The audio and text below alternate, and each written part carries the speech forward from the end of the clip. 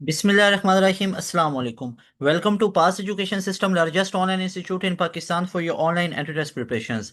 This is me, Taimur. I hope you all are doing well. Dear friends, जैसा कि आप तमाम बच्चों का NTS NET 2026 एडमिशन्स के लिए एक 12 अप्रैल को होने जा रहा है, तो उसके लिए आप लोगों के लिए अगेन मैं एक स्वीट एंड गेम लेके आया हूँ। और इस एंड गेम के अंदर मैं आप लोगों को जो मार्च के अंदर क्वेश्चन पूछे गए थे NTS NET के, वो आप लोगों को कवर अप करवाऊंगा। इस एक लेक्चर को आप लोग शुरू से लेके एंड तक देख लीजिए। ये आप लोगों का लेटेस्ट एक लेक्चर है एनटीएस नेट के ऊपर। वो तमाम बच्चे जो एनटीएस नेट की तैयारी कर रहे हैं, कई बच्चे दो दो सालों से, एक एक साल से या कई महीनों से एनटीएस नेट की तैयारी कर रहे हैं, तो इस एक लेक्चर को लाजमी तौर पर क्लियर कीजिएगा अगर आप तमाम बच्चों ने 12 अप्रैल वाले एनटीएस नेट के अंदर अपीयर होना है। अब एनटीएस नेट का मैं बार बार आप लोगों को बताता रहा हूं कि एनटीएस नेट का टेस्ट बेसिकली है क्या। एनटीएस नेट है, नेशनल टेस्टिंग सर्विस, एक इदारा है जो कि नेशनल एप्टीट्यूड का टेस्ट लेता है। अब ये एनटीएस नेट का टेस्ट आप लोगों का इतना फायदेमंद टेस्ट है और इतना इंपॉर्टेंट है कि ये एनटीएस नेट का एक टेस्ट क्लियर किया जाए ना, तो ये एक एनटीएस नेट का टेस्ट क्लियर करने से आप लोगों को एडमिशन मिल सकता है बच्चों 32 यूनिवर्सिटीज के अंदर। यानी 32 यूनिवर्सिटीज के अंदर आप लोगों को एडमिशन मिल सकता है। और आप लोगों को बहुत खुशी होगी जान के कि उन यूनिवर्सिटीज में फास्ट जैसी यूनिवर्सिटी भी शामिल है। फास्ट जैसी यूनिवर्सिटी शामिल है, इसके अलावा कॉम सेट्स है, इसके अलावा एयर यूनिवर्सिटी है। मेरे ख्याल में ये वो यूनिवर्सिटीज हैं जिनके अंदर हर बच्चा जाना चाहता है। फास्ट हो, कॉम सेट्स हो, एयर यूनिवर्सिटी हो। तो प्यारे बच्चों, फास्ट में जाना चाहते हो, कॉम सेट्स में जाना चाहते हो, एयर में जाना चाहते हो, तो इनका अपना टेस्ट भी लाजमी तौर पे दीजिए। फास्ट का अपना एनयू बेस्ड टेस्ट होता है जो जुलाई के फर्स्ट या सेकंड वीक के अंदर नॉर्मली हो रहा होता है। जब जीके का टेस्ट है, अभी तो जीके का टेस्ट 6 to 10 जुलाई हो रहा है, तो इसी के आसपास आप लोगों को फास्ट का टेस्ट भी देखने में मिलेगा।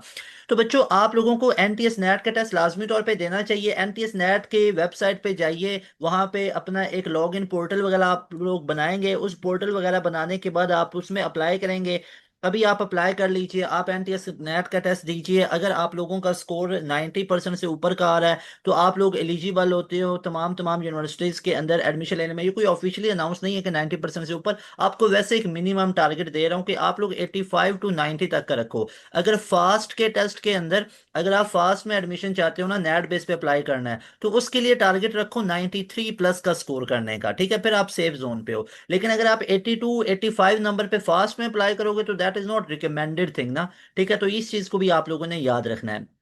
तो बच्चों, very best wishes for all of you for 12 April NTS NAT. Let's have a start to sweet and game. और नैट में मैंने बता दिया, अप्लाई कर लो मेडिकल वाले बच्चे, और ये आपका सेकंड बैकअप ऑप्शन एक तगड़ा बन जाता है। भाई नस्ट की तैयारी करो, फास्ट की करो, यूईटी की तैयारी करो, प्यास की करो, जी की करो। But what about second option, com sets, air? NTS का टेस्ट दे लो, 32 यूनिवर्सिटीज में एक्सेप्ट किया जाता है।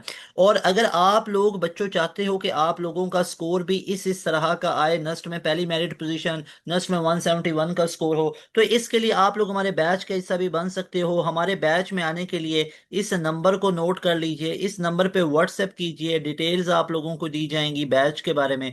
उस बैच की डिटेल्स को लीजिए और हमारे आज ही बैच का हिस्सा बन सकते हो, जहाँ पे आप लोगों को मल्टीपल टीचर्स लाइव क्लासेस के अंदर सिलेबस कवर करवाते हैं। और ये हमारे पूरे सेशन की फी होती है 7,000, और वन टाइम पे करना होती है। डेली लाइव क्लासेस होती हैं, मल्टीपल टीचर पढ़ाते हैं, प्रैक्टिस जोन, लेक्चर नोट्स वगैरह सारी चीजें हम प्रोवाइड करते हैं। और इसमें तमाम यूनिवर्सिटीज की तैयारी करवाई जाती है, नस्ट, यूईटी, प्यास, फास्ट, जीकी, एनईडी, मेरान, तमाम यूनिवर्सिटीज कैंडिडेट्स की तैयारी होती है। तो बच्चों, लाजमी तौर पे इस बैच का भी आप लोग हिस्सा बनिएगा।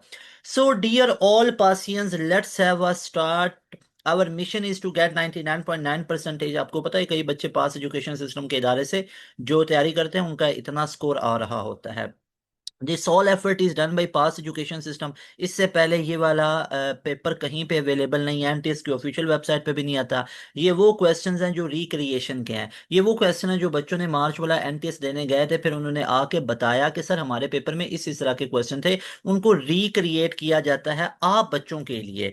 आप बच्चों के लिए रिक्रिएट किया जाता है। जिन बच्चों ने अगले महीनों में टेस्ट देना होता है उनके लिए फायदा हो जाए। ये एनटीएस का टेस्ट वगैरह कहीं पे ऑफिशियली अपडेट या अनाउंस नहीं किया जाता। ओके, ये वो है जब बच्चे पेपर दे लेते हैं, पेपर से बाद, जब पेपर हो गया, पेपर के बाद बच्चे आके बताते हैं कि सर ये क्वेश्चन हमारे पेपर में आए थे, जो हमारे बैच में तैयारी कर रहे होते हैं, यूट्यूब से पढ़ रहे होते हैं, वो आके बताते हैं कि सर ये क्वेश्चन थे, इन पे एक सोल्यूशन की वीडियो बना देता हूँ, फिर मैं सोल्यूशन की वीडियो बना देता हूँ।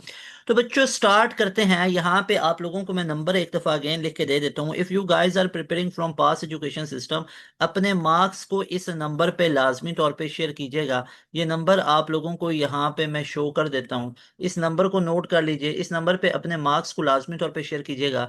और अगर आप लोग बैच में आना चाहते हो, हाईली रिकमेंडेड है बैच में आने के लिए, इस नंबर पर रब्ता करके हमारे बैच का भी हिस्सा आप लोग बन सकते हो। So dear students, let's have a start to our sweet and game. बच्चों पहले मैंने एनालिटिकल रीजनिंग को ऐड किया। मुझे पता है एनालिटिकल रीजनिंग में आप बच्चों को बहुत प्रॉब्लम होता है। ये वो पैसेज है जो इस दफा आया हुआ था आप लोगों के मार्च वाले के अंदर। ठीक है, बच्चों ने बताया सर इस तरह का पैसेज था, उसको रिक्रिएट किया गया और ये पैसेज में आप बच्चों के सामने लिखा हुआ है। इसको आए अब हम सॉल्व करते हैं। तो बच्चों सबसे पहले आप लोग यहाँ पे देखिएगा, हमारे पास एक असाइनमेंट दी हुई है। उस असाइनमेंट के अंदर प्यारे प्यारे बच्चों लिखा हुआ है कि in the VIP lounge at Islamabad international airport, okay, 7 जो डिग्नेटरीज हैं हमारे पास, फहद, गोहर, हलीम, इनाम, नादिर, उमैर और Parvez, are to be seated in a row 7 chairs, number 1 to 7 from the front to back. ठीक है, फ्रंट टू बैक से एक पूरे रो में वो बैठे हुए हैं। The sitting must adhere to following conditions. याद रखिएगा एनालिटिकल के अंदर बच्चों आप लोगों को ना एक स्टेटमेंट दी जाती है और एक सिनेरियो बेस होता है। अब ये जो पूरी हमारे पास एक स्टेटमेंट लिखी हुई है ना, ये जो आप लोगों को नजर आ रही है, याद रखिएगा इस पूरी स्टेटमेंट, ये जो आप लोगों को एक पूरी स्टेटमेंट यहाँ पे नजर आ रही है जिसको मैं येलो के साथ हाईलाइट कर रहा हूँ, ये स्टेटमेंट होती है और नीचे उसके कुछ कंडीशंस होती हैं। ये जो कंडीशंस हैं, मान लीजिए इन कंडीशंस को जैसे यहाँ पे मैं ग्रे के साथ हाईलाइट कर रहा हूँ, ठीक है, जैसे मैं यहाँ पे इनको हाईलाइट कर देता हूँ, ब्लू के साथ कर देता हूँ, ठीक है।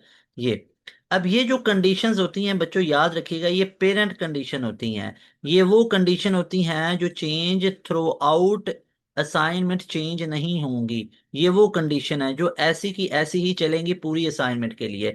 तो इनको लाजमी तौर पे आप लोग याद रखिएगा। अब इस कंडीशन के मुताबिक हमारे पास क्या लिखा हुआ है, Fahad must sit in the chair immediately behind Umair chair. मान लीजिए अगर मेरे पास 7 इस तरह एक रो में बैठे हुए हैं, फॉर एग्जाम्पल वो अगर इस तरह बैठे हुए हैं कि यहाँ पे उसने क्या बोला हुआ है, are seated in a row 7 chair, तो रो तो यही होती है ना। तो 1 2 3 4 5 6 7। तो मान लीजिए कि मैं इनको यहाँ पे नंबर दे लेता हूँ। अब एक मैं रफ सा स्केच आप लोगों के सामने बना रहा हूँ, हाउ वी कैन सॉल्व। देखिए बच्चों, Fahad must sit in the chair immediately behind Umair.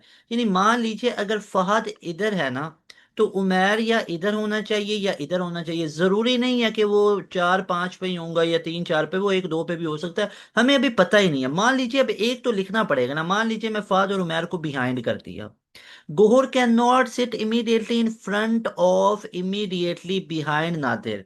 यानी गोहर जो है वो नादिर के साथ नहीं बैठ सकता। तो मान लीजिए गोहर को कहीं और पे रख लीजिए, ठीक है, और नादिर को कहीं और पे रख लीजिए। उसके बाद there must be exactly 2 chair between Halim and Parvez. Halim और परवेज के बीच में दो होनी चाहिए। तो अब मान लीजिए हलीम को अगर आप लोग एक साइड पे इधर रखो और परवेज फिर हमारा इधर होना चाहिए, तो ऐसी कंडीशन को सबसे पहले लिखा जाएगा। मान लीजिए हलीम को इधर रखा है और वो कह रहा है there must be at least 1 chair between, अच्छा, 2 चेयर बिटवीन किस किस के बीच में, हलीम और हलीम एंड परवेज। हलीम और परवेज के बीच में 2 चेयर आ गई, एक 3 वाली एक 4 वाली, बिल्कुल ठीक हो गया। उसका इकट्ठा किन्होंने बैठना है, Fahad must sit immediately Umair. Fahad और उमैर ने इकट्ठा बैठना, चलो जिनको इकट्ठा बिठा दो। उसके बाद there must be 2 chair between Halim and Parvez. भाई रट्टा नहीं लगाना, अभी हम बना रहे हैं, अभी ये इनकम्प्लीट है। There must be at least 1 chair between Inam and Parvez. अगर ये परवेज है, इधर इनाम है, तो एक बी चेयर आ गई, बिल्कुल। Nadir must sit in the chair 3। अब वो कह रहा है नादिर को चेयर 3 पे बिठाना है, ठीक हो गया, नादिर को मैं चेयर 3 पे बिठा देता हूँ। नादिर को जब मैंने इस चेयर 3 पे बिठा दिया, तो अब हमारे पास पहली कंडीशन तो सही नहीं रही कि Fahad must sit immediately behind Umair. तो फहद और उमैर को क्या बैठना पड़ेगा, इकट्ठा बैठना पड़ेगा। फहद और उमैर को इकट्ठा बैठना पड़ेगा। तो यहाँ पे हम क्या कर सकते हैं, फहद और उमैर को इकट्ठा बिठाएंगे। तो हमें पता चला कि जो पोजीशन फिक्स है उनको पहले लिख लेंगे। तो नादिर बैठेगा तीसरी चेयर पे। अब देखो फाइनल चीजें हो रही है भाई, मैं डायरेक्ट इसका ऑर्डर लिख के दे दूं तो ये तो रट्टी रटाई चीज आ जाएगी ना। मैं डायरेक्ट इसका एक ऑर्डर लिख के दे दूं तो ये तो रट्टी रटाई चीज आ जाएगी। तो रट्टा तो हमने लगाना ही नहीं है, रट्टा तो हमने लगाना ही नहीं है। तो इसलिए हमने क्या करना है, हमने जैसे जैसे कंडीशन है उसके मुताबिक इसको चलाते जाना है। अब जरा आप लोग देखिएगा, हमारे पास अगर नादिर को मैं 3 पे रखा हूं, ठीक है, और फहद का हमारे पास यहाँ पे कुछ लिखा हुआ है उमैर चेयर, यानी फहद और उमैर यहाँ पे इकट्ठे मैंने कर लिए। फहद और उमैर मैंने इधर इकट्ठे कर लिए मिसाल के तौर पे, ठीक है। अगर मिसाल के तौर पे मैंने इधर इकट्ठे कर लिए, गोहर को अगर मैं फर्स्ट पे रख लेता हूँ, ठीक है, परवेज को अगर मैं सेकंड पे रख लेता हूँ, ठीक है, अगर मैं एक अपनी तरफ से ये बनाता हूँ, इनाम को मैं फॉर एग्जांपल 4 पे रख लेता हूँ, फॉर एग्जांपल हलीम को मैं 5 पे रख लेता हूँ, ठीक है। अब देखते हैं मैं अपनी कंडीशन को सेटिस्फाई करने की बच्चों कोशिश करता हूँ। फहद एक मिनट, ये अगर आपको कंफ्यूजन हो रही है ना, मुझे तो थोड़ी बहुत हो रही है, ये ब्लू मैंने सही हाईलाइट नहीं किया था, ओके इसको ऐसे कर लेते हैं। पहली कंडीशन पढ़ते हैं बच्चों, Fahad must sit immediately Umair, Fahad और उमैर इकट्ठे होने चाहिए। फहद और उमैर, जो फहद और उमैर हैं जी, बिल्कुल फहद और उमैर इकट्ठे बैठे हुए हैं जी, बिल्कुल ठीक हो गया। Gohar can not sit immediately in the front और बिहाइंड नादिर, यानी गोहर और नादिर इकट्ठे नहीं होने चाहिए, ठीक है जी, अलग है, गोहर इधर बैठा नादिर, ठीक हो गया जी, दूसरी कंडीशन भी टिक लगा दी। तीसरी, there must be exactly 2 chair between Halim and Parvez, Halim और परवेज के बीच में, हलीम और परवेज के बीच में 2 चेयर्स होनी चाहिए, वो 3 और 4 बिल्कुल ठीक हो गया, इस पे टिक कर ली। There must be at least 1 chair between Inam and Parvez, Inam और परवेज के बीच में, इनाम और परवेज के बीच में एक चेयर जी, बिल्कुल वो एन वाली है, नादिर वाली, ये भी ठीक हो गया। नादिर मस्ट सिट 3, नादिर 3 पे, तो लो जी काम ही हल हो गया। अब मुझे, अब तो आप शेर हो, अब तो शेर हो, अब तो शेर हो।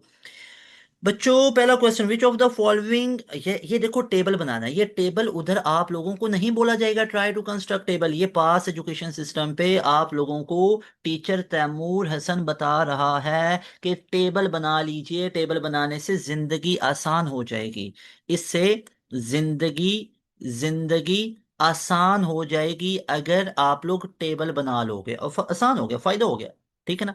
खपना पड़ना है, हाँ ये नहीं है अब आते मैं लिख दूं GPNI है, ये तो रट्टे रटाई चीज हुई ना। पहले हमने किया कुछ गलत हुई, फिर हमने देखा अगली कंडीशन और है, आप लोगों ने भी उधर ऐसे रफ वर्क करना है, फिर जाके आपका टेबल बनेगा भाई। हमें ख्वाब थोड़ी ना आना है कि ये असाइनमेंट है इसका, ये आप लोगों का ऑर्डर है। तो मैं भी इसलिए आप बच्चों की तरह ये समझाया है। ऐसे नहीं आते बच्चों, फर्ज कर लो मैं गोहर को पहले पे रख लूं, अब इधर थोड़ी लिखा हो गोहर को पहले पे लिखो। अब वो सारी कंडीशन पढ़ते गए एंड पे जाके पता चला नादिर 3 पे है, उसने सारी चीजें गलत कर दी, फिर अगेन हमने नादिर को 3 पे रख के सारी अपनी कंसिक्वेंसेस बनाई। अब समझ आई आप लोगों को? ओके ऐसे करना आप लोगों ने। अभी प्रैक्टिस प्रैक्टिस बहुत प्रैक्टिस करवाऊंगा, ठीक है। मैंने पिछले महीने भी वन शॉट बनाया था, एंड गेम बनाए थे, उससे पिछले महीने भी, उससे भी पिछले महीने, मतलब मैं जनवरी से एंड गेम में बना रहा हूँ, एंड गेम्स बना रहा हूँ इस पे। तो ये आप लोगों की मैं और बड़ी प्रैक्टिस इंशाल्लाह ताला करवाऊंगा, अभी आप देखते जाओ। तो प्यारे बच्चों यहाँ पे हमारे पास क्या हुआ कि अब हमारे पास ये पूरे का पूरा टेबल तो बन गया। अब है which of the following sitting arrangement from 1 chair through 7 confirm the rules, rules के मुताबिक GPN, गोहर परवेज नादिर, बिल्कुल पहला ठीक है, वेल डन वेल डन। इनाम बिल्कुल ठीक है, हलीम बिल्कुल ठीक, हलीम, उसके बाद उमैर, उसके बाद फाद, क्या बात है, ये पहला ऑप्शन ही मुझे ठीक लग गया, पहला ऑप्शन ई हमें ठीक मिल गया। सो alpha option will be the right option बच्चों, 100% क्लियर हुआ। उसके बाद बच्चों नेक्स्ट क्वेश्चन है कि in Fahad sits, if Fahad sit in chair 6 and Halim sit in chair 7, अब खराब कर रहे हो। फहद बैठता है छठी पे, ठीक है, and Halim sit in 7, Fahad छठी पे और हलीम 7 पे, ठीक है जी। अब क्या करना पड़ेगा ये देखो, अब इसका टेबल अलग से बनाना पड़ेगा, अब इसका टेबल अलग से तो कर लेते हैं, कोई मसले की तो बात ही नहीं है। बच्चों मैं यहाँ पे इसका टेबल अगेन बनाने लगा हूं, तो सर क्या वो अब टेबल खराब हो गया? भाई खराब नहीं हुआ, टेबल वही चलेगा, टेबल वही चलेगा। इस क्वेश्चन के बाद टेबल वही फॉलो होगा, वो मेन कंडीशंस को सामने रख के बनाया गया है। जो मेन कंडीशंस हैं वही हमेशा एप्लीकेबल होती हैं। लेकिन अगर किसी क्वेश्चन की कोई स्पेसिफिक कंडीशन आ जाए तो उस कंडीशन को उसी क्वेश्चन पे अप्लाई करना है। अब ये जो टेबल बना रहा हूँ ना, इसको स्टार बना रहा हूँ क्योंकि ये सिर्फ इसी क्वेश्चन पे एप्लीकेबल होगा, बाकी क्वेश्चन पे नहीं होगा। तो बाकी क्वेश्चन पे कौन सा होगा? ये मेन ये ऊपर वाला, ये जो अभी हमने बनाया, ये मेन टेबल है। That one is main table. ये पेरेंट कंडीशन को देख के बनाया गया, समझ आई? बस दूसरे क्वेश्चन में थोड़ी सी बहुत चेंजिंग करेंगे, दूसरा क्वेश्चन हल हुआ तो वो टेबल भी खत्म। मेन इस टेबल पे फोकस करेंगे, मेन ये टेबल है, इस टेबल पे फोकस करेंगे। ये पूरा गॉट इट? ओके बच्चों, तो यहाँ पे स्टार्ट करता है हमारे पास नीचे आ जाएं, अब टेबल बनाते हैं। ओके, 7 है पोजीशंस, तो 7 को बना लेते हैं बच्चों। 7 पोजीशंस बनाते हैं। 1 2 3 4 5 6 7। तो नंबर दे लीजिए 1 2 3 4 5 6। अच्छा, उसने चेंजिंग थोड़ी बहुत ही करवाई है। पहले नंबर पे वो क्या कह रहा है? पहले नंबर पे वो कह रहा है, यहाँ पे देखिएगा हमारे पास क्या लिखा हुआ है। फर्स्ट के ऊपर गोहर परवेज और नादिर इनाम, GPNI। GPNI लिख लीजिए, आसान हो गया ना। GPNI, GP, चलो नया मार्कर यूज कर लेते, कोई मसला नहीं, परेशान नहीं हो। GPNI, ठीक है ना? ये हमेशा नाम डिफरेंट ही होते हैं। ठीक है, अब देखो उसकी कंडीशन दूसरे क्वेश्चन में। इफ फहद सिट 6, फहद को मैंने 6 पे बिठा दिया। उसको क्या फहद की 6 ही थी? नहीं भाई, मेन में अगर देखोगे तो वो और है, फहद 5वें पे था, लेकिन इसके मुताबिक करते हैं। एंड हलीम सिट एट 7, तो हलीम को इधर कर दिया और उमैर फिर इधर आ गया। अब वो कह रहा है which dignity must sit on chair 2। 2 पे कौन बैठेगा? परवेज। 2 पे कौन बैठेगा? परवेज। अब सोचो, हमारे इस टेबल के मुताबिक परवेज है, जो प्रीवियस टेबल है, लेकिन अब इसमें चेंजिंग्स आ जाएंगे। कैसे चेंजिंग्स आएंगी जरा देखो। परवेज का तो यहाँ पे ऑप्शन मौजूद ही नहीं है। तो अब देखो हमारे पास 2 पे कौन कौन आ सकता है। अब यहाँ पे कंडीशंस को हमें अप्लाई करना है। अगर आप कंडीशंस के अंदर देखोगे तो हमारे पास जो 2 पे है, 2 पे अब गोहर को क्या मैं 2 पे कर सकता हूं? नहीं, गोहर 2 पे नहीं आ सकता। ठीक है, इनाम 2 पे आ सकता है, जरा सोचो। सोचो इनाम 2 पे आ सकता है, चलो वो करके देख लेते हैं। इनाम को अगर मैं 2 पे कर लेता हूं, इनाम भैया को हम 2 पे कर लेते हैं, तो पीछे हमारे पास कौन बचा? परवेज। परवेज बचा ना। तो परवेज को अगर मैं कर लेता हूं फॉर एग्जाम्पल यहाँ पे, इस पोजीशन पे, तो अब देखो परवेज मैंने 4 पे लिख लिया। तो अब इसमें क्या कंडीशन हमारी सेटिस्फाई होती है? मुझे एक दफा कंडीशन देखने दो। पहले नंबर पे नादिर, तीसरे पे नादिर, तीसरे पे must be at least 1 chair between Inam and Parvez. Inam और परवेज के बीच में बिल्कुल ठीक है, एक ही आ रही है। तीसरी condition, there must be exactly 2 chair between Halim Parvez. Halim Parvez के बीच में फाद उमैर दो ही हैं, बिल्कुल ठीक है।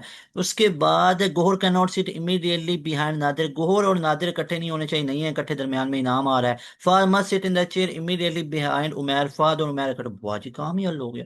काम, जिंदगी आसान हो गई। तो सेकंड पे इनाम बैठेगा, तो ये बात ठीक हुई। ठीक है भाई, पहले परवेज बैठा था, परवेज नहीं ऑप्शन में नहीं था, तो फिर हमने इनाम को भी रख के देखा है, तो इसका मतलब है सेकंड पोजीशन पे इनाम भी बैठ सकता है और परवेज भी बैठ सकता है। Got it? लेकिन परवेज का ऑप्शन नहीं था, तो हमने फिर इनाम को रख के देखा, तो इनाम को रखने से भी कंडीशन हमारी बिल्कुल ठीक हुई। तो क्या ये भी मेन टेबल बन सकता है? जी बिल्कुल, ये भी बन सकता है, क्योंकि इसने भी सारी चीजों को बिल्कुल फुलफिल कर दिया। सारी कंडीशन मैंने इस पे वेरीफाई की है, आपके सामने पढ़ के देखा है। Got it? ओके बच्चों, उसके बाद हमारे पास नेक्स्ट वन इज, अब नेक्स्ट जरा हम देखते हैं हमारे पास। नेक्स्ट वन इज, यहां पे देखिएगा। अब नेक्स्ट हमारे पास क्या लिखा हुआ है?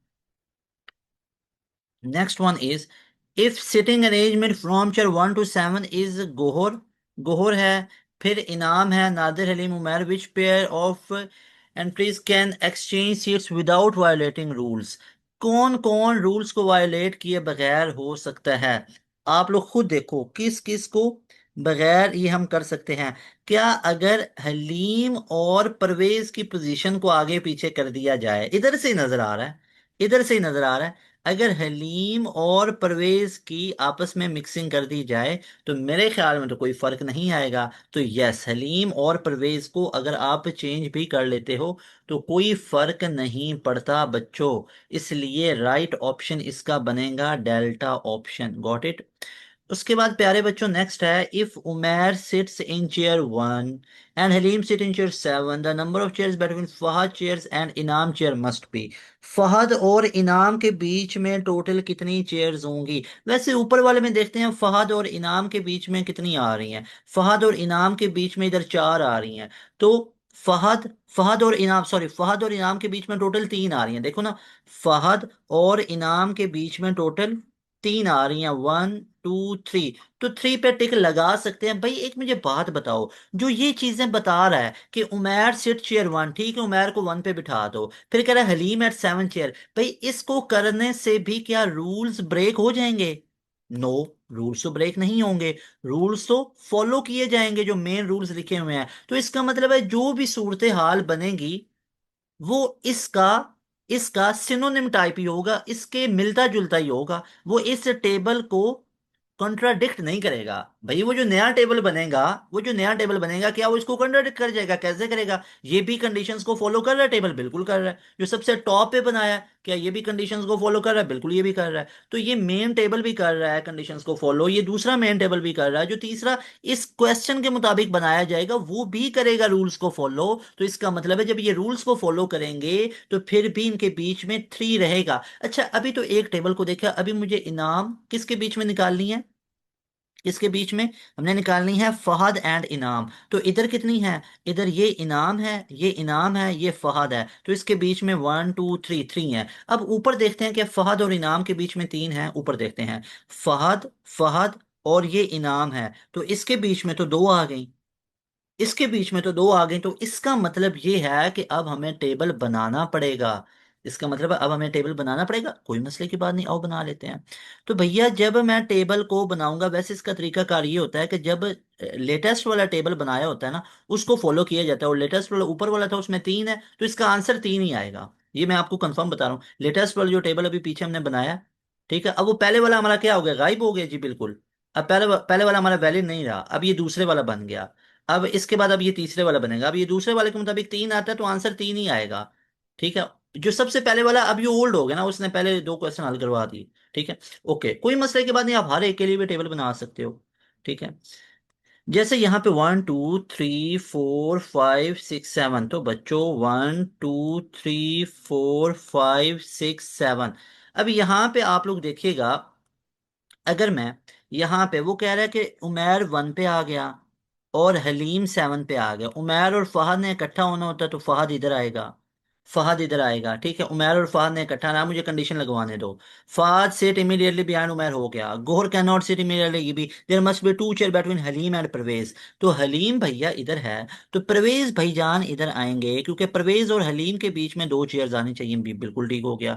उसके बाद आगे एक कंडीशन है हमारे पास कि नादिर गोहर कैन नॉट से, अच्छा, there must B 1 between Inam and Parvez. Inam और परवेज के बीच में एक होना चाहिए। इनाम और परवेज, तो अब इनाम को इधर रखना पड़ेगा, इनाम को इधर रखना पड़ेगा, है ना।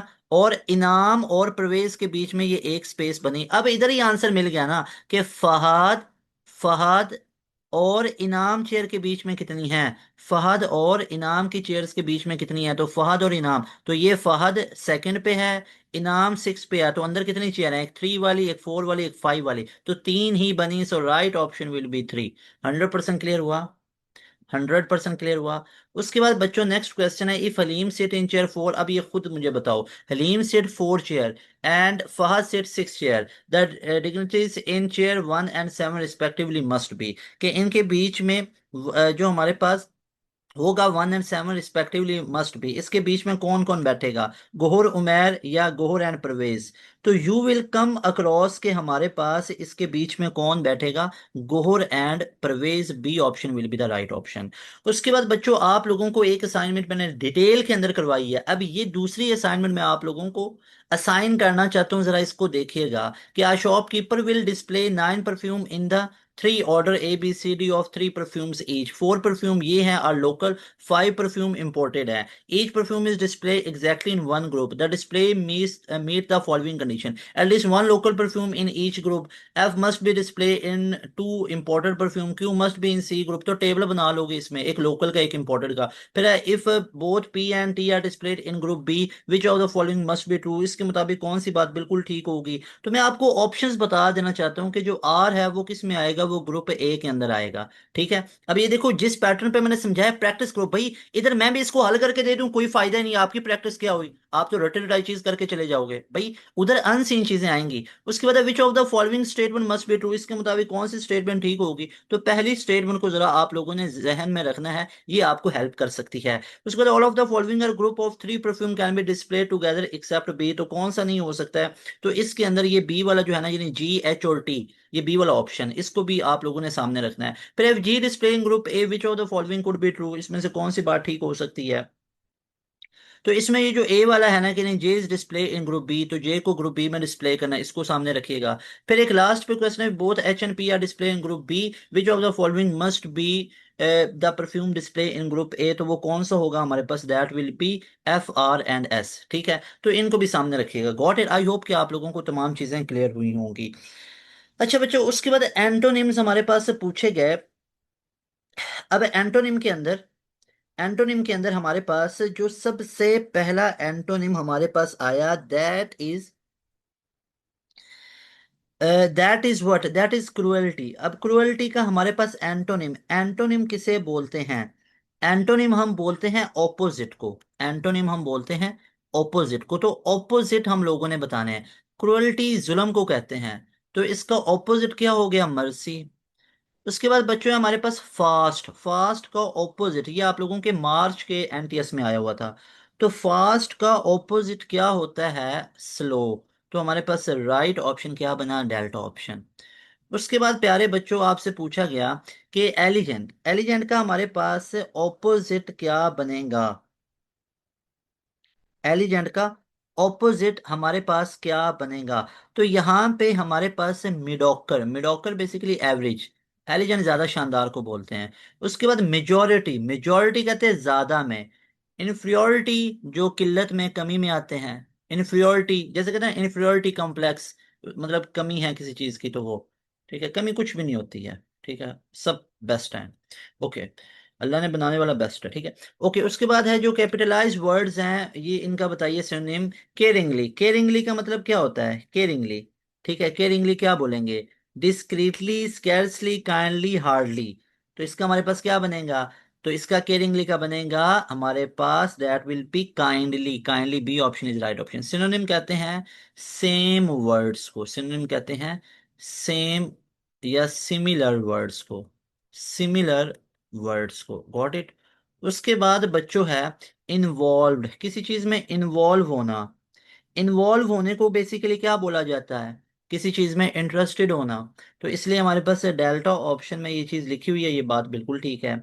उसके बाद अकॉम्प्लिश, अकॉम्प्लिश का हमारे पास क्या बनता है, अकॉम्प्लिश का हमारे पास बनेगा, you can check, that will be achieve. Accomplish का क्या बनेगा, अचीव। ये वैसे मैंने कई बार वीडियोस के अंदर भी बता रखे हैं। उसके बाद सूथी का हमारे पास क्या बनता है, दैट विल बी काम। सूथनेस, कामनेस को बोलते हैं, तो ये हमारे पास काम, C option is the right option.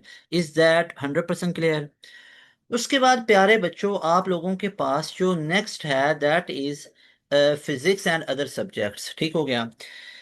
अब डायमेंशन ऑफ एक्सेलरेशन, मेरे ख्याल में पता ही होगी, एक्सेलरेशन की जो डायमेंशंस होती हैं वो होती हैं L T - 2, L T - 2। अच्छा, एक्सेलरेशन की है तो M0 होगा ना, M1 नहीं लिखो भैया, M0, L1 T - 2, MLT - 2, तो ये बी ऑप्शन में, वैसे M0 होना चाहिए यहाँ पे। चलो, ये रिक्रिएशन किया। आपने क्वेश्चन की स्टेटमेंट पे ध्यान देना, ऑप्शन पे ध्यान नहीं देना। ऑप्शन क्योंकि रिक्रिएशन से बनाया गया है। स्टेटमेंट 100% वही है जो मार्च वाले एनटीएस में आई थी।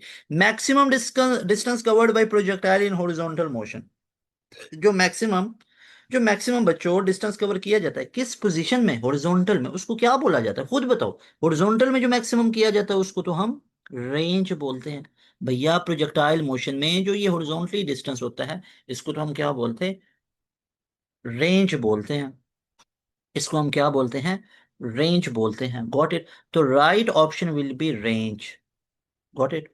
और इसका राइट ऑप्शन बन गया MLT-2। उसके बाद है 50 डिग्री फॉरेन हाइट को आप लोगों ने कन्वर्ट करना है फॉरेन हाइट में। अच्छा, 50 डिग्री सी को फॉरेन हाइट में कन्वर्ट करना है। तो अब फॉरेन हाइट में कन्वर्ट करने का फॉर्मूला है 9/5 डिग्री सेंटीग्रेड में जितनी वैल्यू है +32। ओके। तो बच्चों 9/5 डिग्री सेंटीग्रेड में 50 था, +32। तो 5 10 बार 50, 10 9 बार 90, +32। 90 × 32 बच्चों कितना होता है? तो ये 92, ये 102, 112, 122 degree foreign height. Got it. तो 122 डिग्री फॉरेन हाइट हमारे पास कहाँ पे है? सी ऑप्शन में। Is that 100% clear? Is that 100% clear? Okay. उसके बाद बच्चों हमारे पास next one is if a liquid is a liquid in air weighs 90 newton, in water weighs 50 newton, is unknown liquid weighs 40 newton, find specific gravity of जो unknown liquid है। तो unknown liquid के निकालने के लिए हमारे पास वाटर के अंदर उसकी फोर्स कितनी है उस पे डिवाइड कर लीजिए जितने उसकी unknown liquid का वेट है तो वो स्पेसिफिक ग्रेविटी आ जाती है। 0 0 से कैंसिल। 5/4, लेकिन 5/4 में नहीं है तो पॉइंट इधर 0 लग गया। हमारे पास, सॉरी, 4 1 जा, सबसे पहले तो 1 लगेगा ना। 4 1 जा, फिर पॉइंट लगा, 0 लगी तो 4 2 जा। ठीक है, फिर 2 बचा तो 0 लगी तो 4 5 जा 20, तो 1.25। 1.25 बनेगा। 1.25 कहाँ पे लिखा हुआ है? That is in C option. So C option will be the right option. Is that clear? उसके बाद capacitor connected in parallel have the same. भाई पैरेलल के अंदर हमारे पास होता है कि वोल्टेज सेम रहता है, वोल्टेज सेम रहता है, और चार्ज और करंट कांस्टेंट नहीं होते। सीरीज के अंदर चार्ज सेम रहता है, जिससे करंट भी क्या रहता है? सेम। और वोल्टेज क्या रहता है? वेरिएबल। जबकि पैरेलल में वोल्टेज कांस्टेंट होता है, और घरों में जो सर्किट यूज किए जाते हैं उनमें भी कॉम्बिनेशन पैरेलल रखा जाता है। Is that clear? तो वोल्टेज क्या रहता है? पैरेलल में सेम रहता है। उसके बाद अ कार ट्रेवल 80 माइल्स पर और find the distance in minute. Okay जी, डिस्टेंस इन मिनट निकालना है तो सिंपल सी बात है, यहाँ पे इस एमसीक्यूज पे जरा जूम कीजिएगा, देखिएगा। तो मेरे प्यारे बच्चों, हम लोगों ने निकालना है डिस्टेंस, तो एस बराबर है VT हो जाता है। तो एस बराबर है 80 माइल्स। तो माइल्स में है तो 80 को 80 रहने दीजिए, 1 मिनट के अंदर। अब हम लोगों ने किस में निकालना है? 1 मिनट के अंदर निकालना है। तो बच्चों हमारे पास 80 माइल्स। अब ये किस में दिया हुआ है? 80 माइल पर find the distance in 1 minute. तो 1 मिनट, 1 मिनट। अब इसको भी आप लोग किस में कन्वर्ट कर लीजिए? ऑर्स में। तो मिनट ऑर्स में जाएगा तो 60 पे डिवाइड हो जाएगा, 0 0 से कैंसिल हो गया। तो 8/6 द आंसर विल बी। 2 3 जा 6, 2 4 जा 8। तो 4/3 को क्या लिख सकते हो? 1.333 अप टू सो ऑन। तो 1.33, क्योंकि माइल्स अगर आ गए तो साथ और जाएगा। तो 1.33 माइल्स कहाँ पे गिवन है? That is in beta option. Is that 100% clear? Find the distance, distance निकाला है तो साथ में क्या आएगा? माइल्स आएगा। Got it. साथ में माइल्स आएगा। 100% क्लियर है? उसके बाद प्यारे बच्चों next one is a force. हमारे पास कितनी है? 200 न्यूटन की। फोर्स हमारे पास कितनी है? 200 न्यूटन की। मास इतना है। Find the acceleration and kinetic energy of velocity इतनी। तो फोर्स हमारे पास गिवन है, तो एक्सेलरेशन तो सिंपल सी बात है, कैसे निकालोगे? एक्सेलरेशन आ जाएगा F/m। तो फोर्स कितनी है? फोर्स है 200 न्यूटन की। मास कितना है? 0.15 kg। तो ये 2 0 ऊपर लगा दीजिए, तो ये बन गया 20,000 डिवाइडेड बाई 15। 5 3 बार 15, 5 4 बार 20, और आगे 3 0। 3 1 बार 3, ऐसे ही है। एक इधर गया, 3 3 बार 9, एक इधर गया, 3 3 बार 9, एक इधर गया, 3 3 बार 9। फिर आगे वो कहानी 3 3 वाली शुरू हो गई। तो 1333 तो आ गया ना। चलो मान लो ना एक्सेलरेशन 13 13, ये 1333 तक तो आया, आगे समथिंग 333 आ रहा है। और एक्सेलरेशन निकाला है तो मीटर पर सेकंड स्क्वायर तो आएगा ही आएगा। तो एक्सेलरेशन की वैल्यू तो प्यारे बच्चों के पास आ चुकी है। अब हमें एक और वो दूसरी चीज भी कह रहा है कि भैया निकालो काइनेटिक एनर्जी भी, मसले की तो बात नहीं है। काइनेटिक एनर्जी हम इधर निकाल लेगा। काइनेटिक एनर्जी होती है हाफ एम वी का स्क्वायर। हाफ एम मैस कितना है, 0.15, खत्म कर दीजिए जीरो। वी का स्क्वायर, वी वेलोसिटी 40, तो 40 × 40। Got it. तो प्यारे बच्चों जरा ध्यान दीजिएगा, ये दो 20 बार 40 होता है ना, तो ऊपर की दुनिया में 15 20 40 ऐसा ही है। नीचे 100 0 0 0 0। 15 2 बार 30 को 4 से करो, 30 × 4 करोगे तो 0 120। तो कितने आ गई 120। और काइनेटिक एनर्जी है तो साथ में जाउल आएगा। तो ये कहीं पे लिखा हुआ है, काइनेटिक एनर्जी 120 जाउल है और एक्सेलरेशन 1333.33 है। देख लीजिए अगर कहीं पे लिखा हुआ है। मुझे तो नजर आ गया है भैया, जब एक्सेलरेशन ही आ गया था तो बाकियों में एक्सेलरेशन की वैल्यू मैच नहीं करती। हाँ जी। तो put first thing at first. तो ये नहीं है कि सारी चीजें छोड़ के वेलोसिटी ये काइनेटिक एनर्जी निकालने लग जाओ। तो काइनेटिक एनर्जी इधर भी 120 है इधर भी है, तो कंफ्यूज हो जाओगे। अगर एक्सेलरेशन पहले निकालोगे फौरन से अल्फा ऑप्शन पे पहुंच जाओगे। ठीक है ना। ओके बच्चों, उसके बाद हमारे पास next one is in S H M. In S H M हमारे पास एस एच एम के अंदर, इधर एक्सेलरेशन सही मैच नहीं कर रहा। S H M acceleration is maximum. Acceleration किस पे मैक्सिमम होता है, तो ये होता है एक्सट्रीम पोजीशन पे। एक्सट्रीम पोजीशन पे एक्सेलरेशन क्या होगा, मैक्सिमम होगा। उसके बाद बच्चों at maximum height the velocity will be. Maximum height पे वेलोसिटी कितनी होती है, तो याद रखिए मैक्सिमम हाइट पे जो वेलोसिटी तो जाके बॉडी रुकने के करीब करीब आ जाती है, तो वेलोसिटी तो मैक्सिमम हाइट पे जीरो हो जाती है। मिनिमम नहीं, zero. Fundamental quantities, fundamental quantity हमारे पास इसमें से कौन सी लिखी हुई है, तो भैया 7 होती है जिसमें लेंथ मैस मैस आ गई, तो ये फंडामेंटल है। उसके बाद प्यारे बच्चों हमारे पास लिखा हुआ है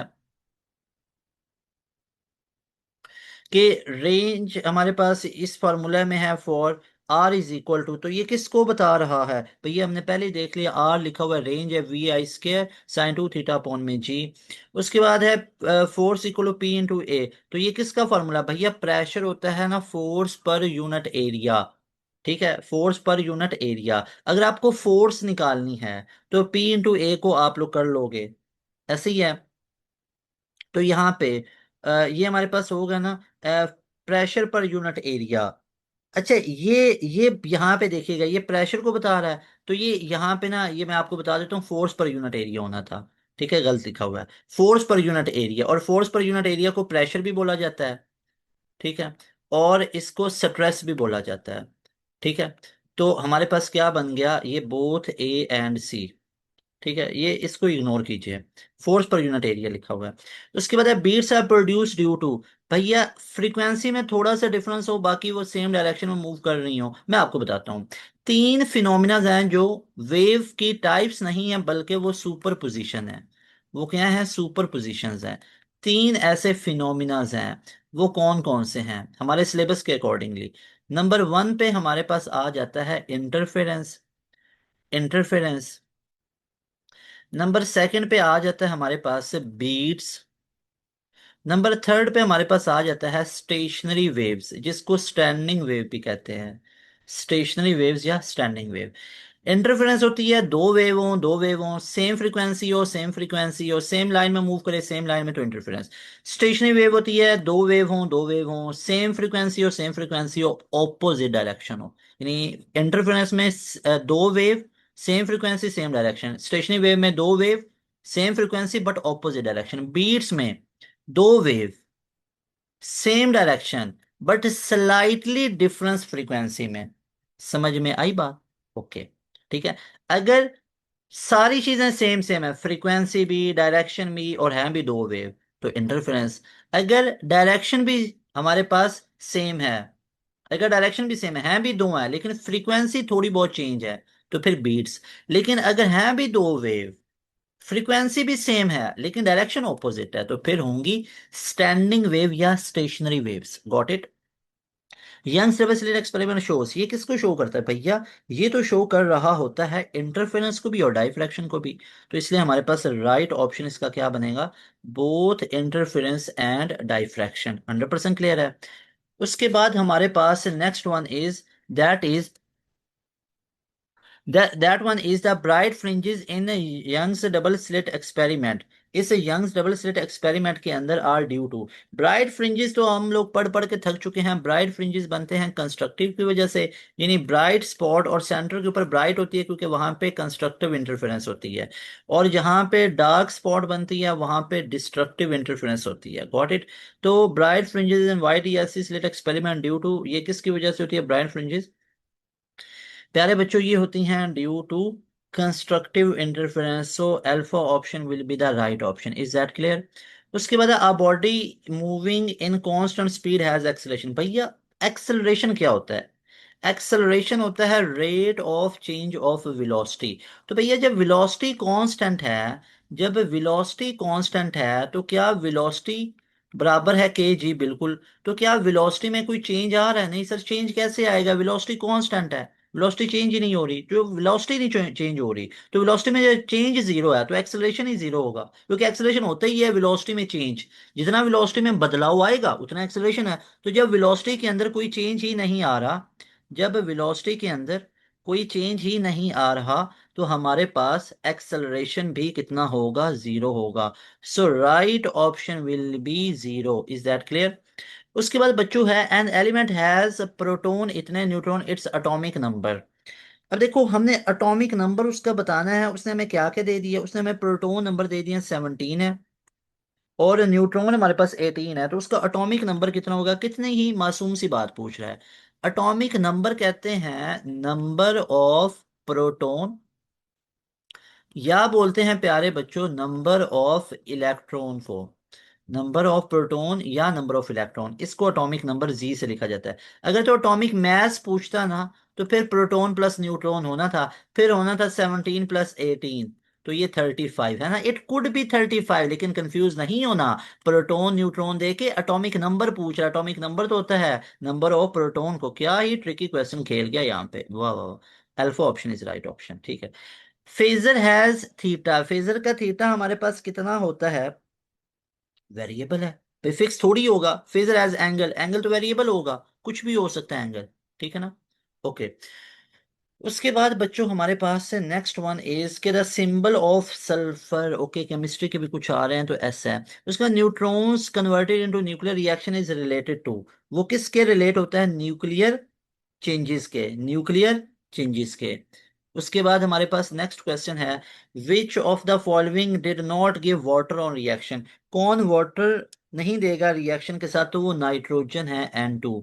उसके बाद ionization energy decrease increases from left to right because. अब देखो हमारे पास सिर्फ आयोनाइजेशन एनर्जी ही नहीं, मैं आपको बताता हूँ आयोनाइजेशन एनर्जी, इलेक्ट्रॉन अफिनिटी और इलेक्ट्रोनेगेटिविटी। अब ये पहले समझो ये तीनों क्या चीजें हैं।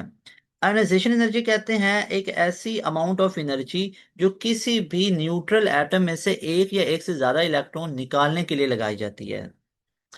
इलेक्ट्रॉन अफिनिटी कहते हैं किसी भी न्यूट्रल एटम में एक या एक से ज्यादा इलेक्ट्रॉन ऐड करने के लिए जो एनर्जी लगाना पड़ेगी, ठीक है। और ये है इलेक्ट्रॉन को रिमूव करने के लिए। इलेक्ट्रोनेगेटिविटी एक ऐसी पावर को कहते हैं कि जिसकी मदद से कोई शेयर्ड पेयर ऑफ इलेक्ट्रॉन कोई भी एटम अपनी तरफ खींच लेता है। जैसे फ्लोरीन की सबसे ज्यादा होती है 3.97, नॉर्मल है। कार्बन की 2.4, याद रख लीजिए। हाइड्रोजन की 2.1। तो ये कुछ इलेक्ट्रोनेगेटिविटीज आपको आनी चाहिए, बाकी सबकी मैंने कई बार आप लोगों को बता रखी। ओके। उसके बाद हमारे पास ये है कि ionization energy increase from left to right. बिल्कुल, लेफ्ट टू राइट अगर मूव करें तो हमारे पास जो नंबर ऑफ शेल्स हैं, जो नंबर ऑफ हमारे पास शेल्स हैं वो कांस्टेंट रहते हैं, लेकिन उनमें नंबर ऑफ इलेक्ट्रॉन्स बढ़ते हैं, उनमें नंबर ऑफ इलेक्ट्रॉन्स बढ़ते हैं, जिससे न्यूक्लियस की अट्रैक्शन स्ट्रांग हो जाती है। वैलेंस शेल पे इलेक्ट्रॉन निकालना मुश्किल है, तो आयनाइजेशन एनर्जी बढ़ गई। अगर ऊपर से नीचे मूव करें तो जो एटॉमिक रेडियस हैं, जो एटॉमिक साइजेस हैं वो इंक्रीज होते हैं। आसानी से बाहर से इलेक्ट्रॉन ऐड भी हो सकता है, रिमूव भी हो सकता है। आयनाइजेशन एनर्जी कम हो जाती है top to bottom. Top to bottom यानी ग्रुप के अंदर, ग्रुप के अंदर अगर ग्रुप में मूव करें यानी top to bottom, top to bottom move करें तो आयनाइजेशन एनर्जी क्या होती है, ये सारी ही ये कम होती हैं। अगर पीरियड की बात की जाए तो पीरियड में कैसे मूव किया जाता है, लेफ्ट टू राइट।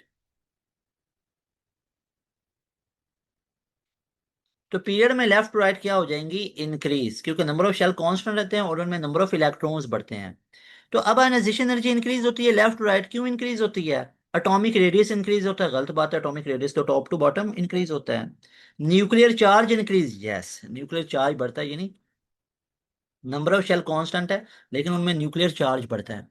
उसके बाद एक्सोथर्मिक का मतलब होता है हीट को क्या करना, रिलीज करना, रिपेल रिपेल करना या इवॉल्व करना।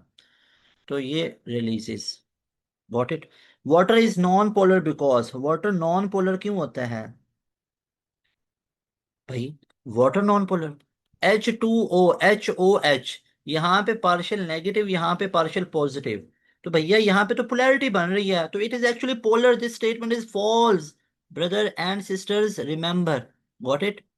उसके बाद हमारे पास next one is hybridization is, hybridization बोलते किसको है, हिब्रिडाइजेशन बोलते हैं mixing of atomic orbitals, mixing of atomic orbitals. उसके बाद आइसोटोप्स हैव सेम, भैया याद रख लीजिए, एक चीज है हमारे पास आइसोटोप, एक ऐसा फिनोमिना है जिसमें सेम एटॉमिक नंबर है, जिसमें सेम एटॉमिक नंबर है और डिफरेंट एटॉमिक मास है, और डिफरेंट एटॉमिक मास है। उसके बाद एक हमारे पास है आइसोबार, आइसोबार में सेम एटॉमिक मैस है, मैस मतलब बार, वेट, और डिफरेंट एटॉमिक नंबर है। एक है हमारे पास आइसोटोन्स, आइसोटोन्स में डिफरेंट एटॉमिक नंबर और different atomic mass, but number of neutrons same, number of neutrons same. Is that 100% clear. तो यहाँ पे बच्चों हमारे पास जो बना वो हमारे पास राइट ऑप्शन यहाँ पे क्या बनेगा, तो वो हमारे पास बनेगा कि isotopes have same number, isotopes के अंदर सेम क्या होता है, एटॉमिक नंबर होता है आइसोटोप्स के अंदर।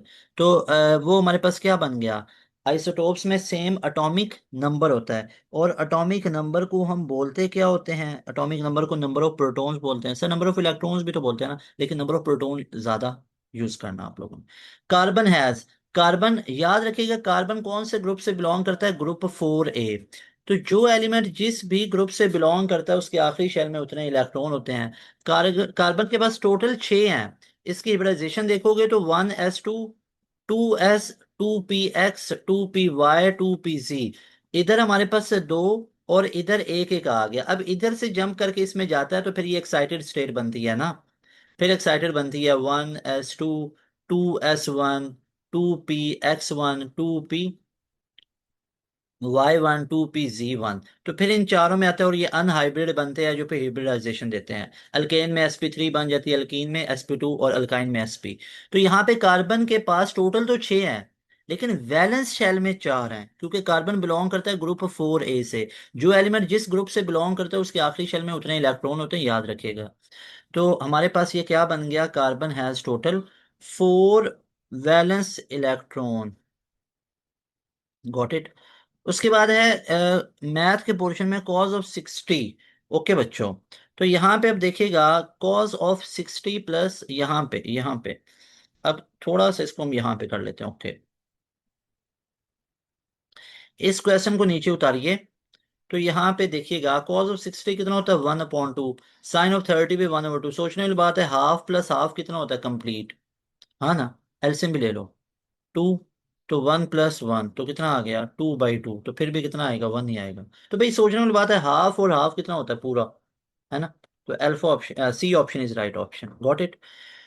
उसके बाद हमारे पास नेक्स्ट क्वेश्चन है, sine square theta plus cos square theta plus tan square theta minus secant square. Okay okay, sine square plus cos square की जगह पे 1 लिख सकते हो, ये लिखा हुआ ना, sign square theta plus cos square theta plus tan square theta minus secant square theta. Sign square plus cos square की जगह पे 1 plus tan square theta minus secant square theta. 1 + tan square theta किसके equal होता है? Secant square theta. आगे भी लिखा हुआ है सीकंड स्क्वायर थीटा। तो सीकंड माइनस सीकंड क्या हो जाएगा? 0। ऐसे ही है। तो right option will be alpha option. Is that clear? Okay. उसके बाद बच्चों है tan 45 किसके बराबर होगा? तो बताने की जरूरत है। क्या बताने की जरूरत है? क्या बताने की जरूरत है हमें? क्या बताने की जरूरत है हमें कि जो tan 45 वो किसके बराबर होगा? tan 45 1 के बराबर होता है। जो टेंजेंट ऑफ जो टेंजेंट ऑफ 45 है ये बराबर होता है 1 के। ठीक है। और tan ऑफ 0 किसके बराबर होता है? 0 के। और tan ऑफ 90 किसके बराबर होता है? tan ऑफ 90 बराबर होता है इन्फिनिटी के। Got it? तो tan ऑफ 45 पूछा गया था, tan ऑफ 45। तो ये तो बच्चों tan ऑफ 45 तो हमारे पास होगा 1। C option is right option. उसके बाद है cos ऑफ 75। भैया ऐसे कुछ भी लिखा हो तो इसको आप ब्रेक करके लिख सकते हो। इसके दो चार मेथड होते हैं। एक सिंपल सा मेथड ये है, cos ऑफ 75 लिखा हुआ है, इसको आप लिख सकते हो cos ऑफ 45 + 30। बड़ा एंगल पहले लिखा जाता है। cos alpha plus beta. cos alpha plus beta ना, तो इसका आप लोग फॉर्मूला अप्लाई कर सकते हो। याद रखो, अगर हमारे पास ऐसी सिचुएशन बन जाए तो इस पे आप सिंपल इधर फॉर्मूला अप्लाई कर दो, cos alpha cos beta. Got it? Minus, क्योंकि यहाँ पे प्लस है तो फॉर्मूला में इधर माइनस आएगी, minus sin alpha sin beta. Got it? cos 45 1/√2 dot cos of 30 होता है √3/2 या 0.866। sin ऑफ 45 भी होता है 1/√2 डॉट sin 30 होता है 1/2। तो बच्चों इधर बन गया √3/2 इंटू √2, माइनस इधर बन गया 1/2 इंटू 2। ऐसा ही है। अब इस पूरे में एलसीएम क्या बना? एलसीएम बना 2 इंटू √2। ऊपर बना √3। ऐसे ही है। फिर माइनस का साइन ये कैंसिल हुआ तो 1। और ये पूरी की पूरी कंडीशन कहीं पे लिखी हुई है सर, ये कंडीशन हमारे पास कहीं पे लिखी हुई है, देखिएगा। हमारे पास अगर आप लोग देखो, अच्छा एक मिस्टेक कर गए हो। जब ये √2 से हुआ तो 2 इंटू 3 होगा ना, ये देखो। ये हमारे पास, ये इससे बल्कि ये कैंसिल होके 3 - 1 ही हुआ। 3 - 1 ही बनेगा, यू कैन चेक। कोई मिस्टेक तो नहीं। cos 45 ये बन गया, cos ऑफ 30 हमारे पास ये बन गया। ओके। ये इससे कैंसिल हुआ √3 - 2 इंटू 1। Got it? 100% क्लियर है? क्या 100% क्लियर है? अच्छा, एक और तरीके से आंसर में मैच कर सकता हूं, भला कैसे? इस 1/2 को आप लोग क्या लिख सकते हो? 1/2 को √2/2 भी लिख सकते हो। अभी ये वाला आंसर हमारे पास नहीं अगर आया तो मैं इसका एक आपको ऑल्टरनेटिव बता देता हूँ यहाँ पे। cos ऑफ 75 है ना, cos ऑफ 75 है। तो बच्चों इसको लिख लो cos ऑफ 45 + 30। अब देखिएगा, एक ऐसे ना माइंड में बात आई है, cos अल्फा और cos beta minus sin alpha और sin बीटा। ऐसे ही है। बच्चों cos 45 की जगह पे √2/2 लिख लीजिए। डॉट कॉस जो थी 30 है, इसकी जगह पे √3/2 लिख लीजिए। माइनस sin 45 की जगह पे √2/2 और डॉट cos 30 की जगह पे sin 30 की जगह पे 1/2। तो बच्चों इसको अगर आप लोग देखोगे तो ये बन जाएगा 6 ÷ 2 इंटू यहाँ पे ये 2 इंटू 2 कितना होता है? 4। 2 इंटू 2 कितना बन गया? 4। ऐसे है कि नहीं है? ऐसे ही है ना? तो ये बन गया हमारे पास 2 इंटू 2 4, माइनस ये बन गया √2/4। अब एलसीएम लोगे तो हमारे पास 4, तो √6 माइनस √2। तो ये हमारे पास आंसर बन सकता है। इसका ये भी आंसर बन सकता है √6 माइनस √2 डिवाइडेड बाई 4। तो √6 माइनस √2 डिवाइडेड बाई 4, तो बिल्कुल बी ऑप्शन ठीक है। तो याद रखिएगा, जब आपका आंसर इस तरह मैच नहीं कर रहा, स्क्वायर रूट में लिखा हुआ है, तो हमें फिर इसको इसी पैटर्न पे लिखना है। So B option will be the right option. Got it? Okay. उसके बाद यहाँ पे स्क्वायर रूट -1/2 अच्छा ये भी लिखा हुआ है, मजे की बात है, ये भी हमारे पास इधर लिखा हुआ है। तो मैंने दोनों वेज आपको बता दी। तो यहाँ पे बोथ अल्फा एंड बीटा, मैंने आपको पहले बताया कि यहाँ पे क्वेश्चन जो है ये 100% वही है जो अभी मार्च में आया, तो ऑप्शन जो है वो रिक्रिएशन वाले हैं। तो इसमें यहाँ पे होना चाहिए बोथ ए एंड सी। ठीक है, मैंने दोनों वे से आपको बता दिया, फायदा हो गया आप लोगों का। अब नेक्स्ट वन इज के अगर हमारे पास जी की वैल्यू ये है, find the sum to infinity. Sum to infinity हम लोगों ने निकालना है। तो सम टू इन्फिनिटी का हमारे पास फॉर्मूला क्या होता है, A upon one minus R. अब फर्स्ट टर्म कितनी है, टू है, टू है, divided by one minus R कितना है, वन बाई टू है। तो सोचने वाली बात है, पूरे में से आधा गया तो आधा, बटे का बटा, ऊपर टू इंटू टू फोर, तो सम कितना निकला है, फोर निकला है। So right option will be C option. 100% clear है, 100% क्लियर है, ओके। उसके बाद है find the determinant of the matrix. अब इसका डिटर्मिनेंट, अच्छा ये अब पूरा ऐसे लिखो, अगर ऐसे भी लिखो इसको लिखने का तरीका होता है वन टू थ्री फोर। अब डिटर्मिनेंट लेने का तरीकाकार क्या है, डिटर्मिनेंट लेने का तरीकाकार कौन है, क्या है। अब यहाँ पे इसका डिटर्मिनेंट होगा cross multiply, four into one four minus six. अब बच्चे कंफ्यूज होते हैं कि सर ये बड़ी टर्म पहले लिख लेंगे, three into two six minus four कर लेंगे तो टू आएगा प्लस टू, ये गलत है। डायगनल्स को समझना जरूरी है, ये मेन डायगनल है, मैं इधर बड़ा करके आपको बता देता हूँ। अगर कोई भी मैट्रिक्स हमारे पास ऐसे लिखा हुआ है ए बी सी डी, तो बच्चों याद रखिए ये जो ए और डी हैं इनको बोलते हैं मेन डायगनल या प्रोसीडिंग डायगनल। ये मेन डायगनल या प्राइमरी डायगनल कहते हैं, ये लीडिंग डायगनल कहते हैं। और जो ये बी और सी हैं इनको बोलते हैं सेकेंडरी डायगनल। क्या बोलते हैं, सेकेंडरी डायगनल्स। Got it. तो बच्चों अब इसमें पहले प्राइमरी डायगनल्स को मल्टीप्लाई करना है, फोर इंटू वन फोर आ गया, फिर सेकेंडरी डायगोनल को मल्टीप्लाई करना है, three into two six. No matter कौन सी टर्म छोटी है कौन सी बड़ी, पहले प्राइमरी को फिर सेकेंडरी को। तो फोर माइनस टू आंसर आ गया माइनस टू। अब ये माइनस टू होगा, तो इसलिए right option is alpha option. उसके बाद बच्चों हमारे पास next one is the matrix has having zero determinant, उसको सिंगुलर मैट्रिक्स कह देते हैं। उसके बाद हमारे पास है next one is find the dot product. Okay, dot product निकालने का एक तरीका आई वाला आई से, इसको आप ऐसे भी लिख सकते हो, आई कैप प्लस टू जे कैप प्लस फोर के कैप। अब प्लस नहीं लिखा क्योंकि जब कोई साइन ना हो तो प्लस, अगर मान लीजिए वन माइनस टू और माइनस फोर होता तो इसको लिखना था आई कैप माइनस टू जे कैप माइनस फोर के कैप। समझ में आई ना बात। तो अब यहाँ पे इसको मैंने प्लस में लिखा क्योंकि कोई माइनस में नहीं था। डॉट थ्री आई कैप प्लस फोर जे कैप और प्लस टू के ये आपको डिटेल में समझाने के लिए कर रहा हूं। अब आई वाला आई से मल्टीप्लाई कीजिए, मिसाल के तौर पे यहाँ पे ये टू वाला आप वन वाला थ्री से करेंगे, ये टू वाला इस जे फोर से करेंगे, ये इससे करेंगे। समझ आ रही है ना बात। जैसे आप लोग अगर इससे कंफ्यूज ना हो तो आपको यहाँ पे मैं बता देता हूँ, ये इससे हो जाएगा।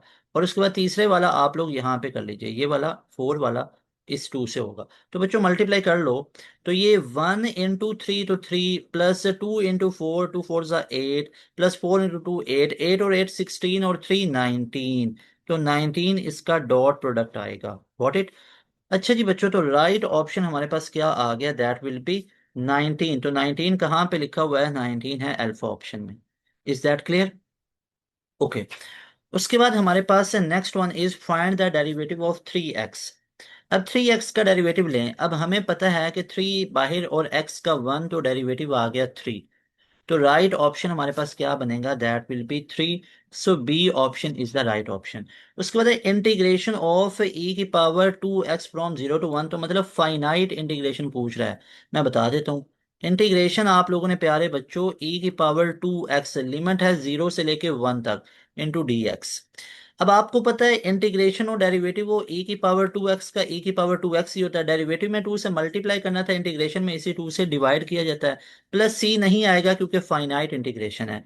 वन अपॉन टू बाहर निकाल लीजिए। अब पहले upper limit two into one, फिर माइनस का साइन, फिर lower limit two into zero. Got it. तो आप लोग देखिएगा वन ओवर टू तो बाहर, अंदर ए की पावर टू माइनस, अब ए की पावर जीरो, जिसकी पावर भी जीरो हो वो वन के इक्वल। Got it. तो इस पूरे को आप लोग देख लीजिए कहाँ पे लिखा हुआ है, इस पूरे को आप लोग देख लीजिए ये कहाँ पे लिखा हुआ है।